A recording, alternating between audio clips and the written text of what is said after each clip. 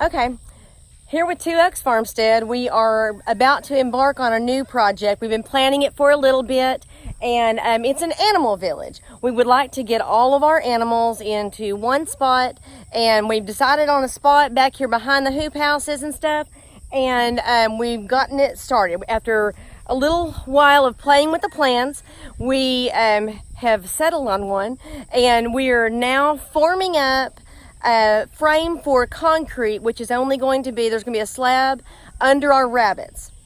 And so that's what we're trying to do right now.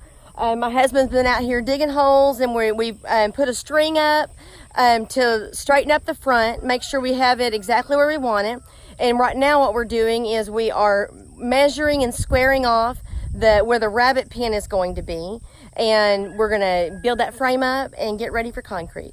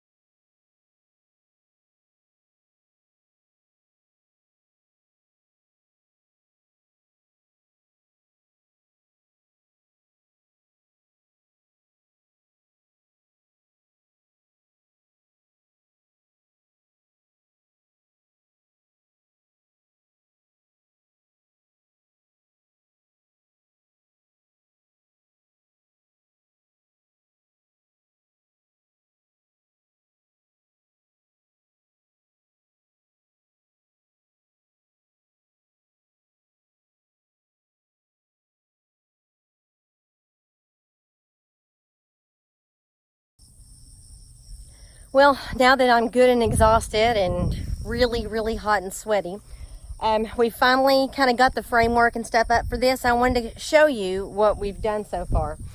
I mentioned that we planned for the animal village.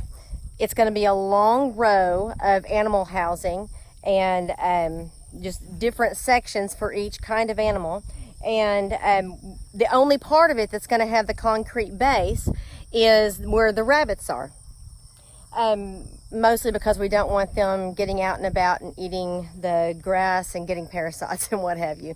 But I want to show you what we did. This is our first step. Now, we planned it out. We already knew what our measurements were going to be. But we came in here, and you'll see on the video, or you have seen on the video, that we went back and forth with measuring and readjusting. You want to make sure when you're setting up your forms for concrete, or when you're starting a foundation of any sort, that you make sure that everything's perfectly square, level to where you want it. Now, we have ours leaning just a little bit, have a little bit of lean off the back side, because that's where I'm going to hose their stuff out the back and then scoop it up for my garden. But when we planned for that, it's got a slight bit of lean. But I wanted to take you over here and show you. We got the 4 corner posts set up. Now, anyone who follows any of my projects knows that I like to use repurposed stuff. Basically, I like free stuff. I do. And we have got, I'm going to spin around here and show you something. You can see off behind me, I can't even see.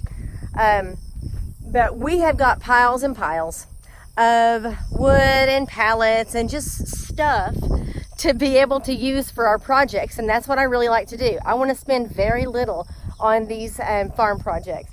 Now, what we did purchase was these 2 10-foot 4x4s for the front posts, and that's important. That front, we have to make sure it's tall enough and square all the way down, straight and plumb all the way down.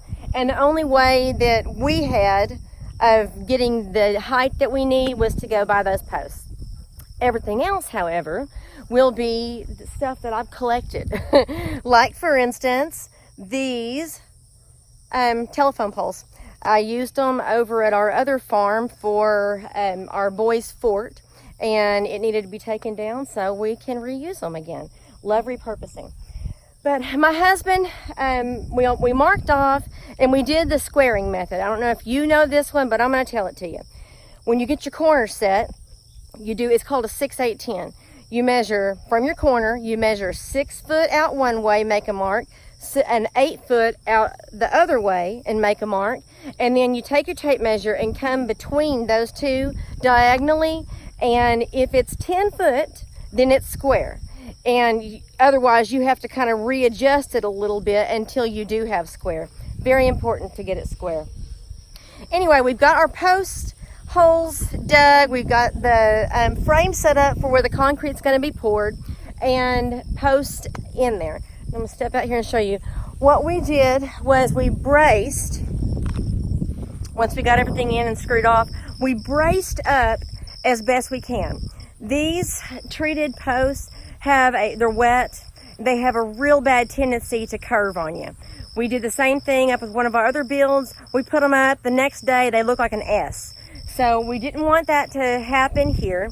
So we did a kind of a crisscross pattern, bracing them off top to bottom to each other. And then, of course, staked them off and braced them elsewhere to make sure we get a wind out here and it's not going to knock it over before we can get the concrete in there. But this is where we are. This project is going to be a fun one because it's going to end up being a little western town. We're calling this the Animal Village, and our whole thing is going to be a little western town. We've got, let me think, we've got a sheriff, we've got a saloon, we have got a bathhouse, that's where the waterfowl will be. We have a feed store and we have a general store. Who knows what I might come up with afterwards. Y'all follow along, hit the subscribe button, hit the notification button, and y'all keep following what we're doing and you'll see a cool project coming along.